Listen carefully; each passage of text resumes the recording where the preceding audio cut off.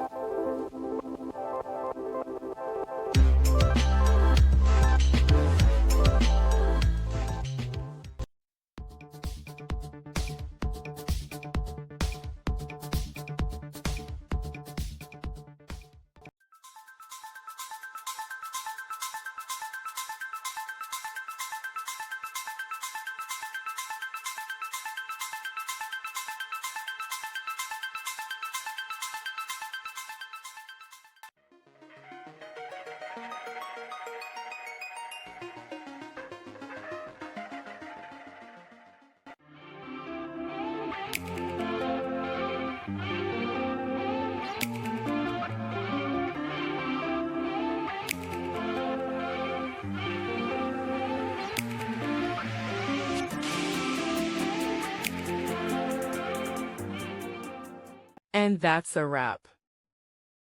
I hope you found the answer you were looking for. If you did, take a second to hit that subscribe button. It really helps out.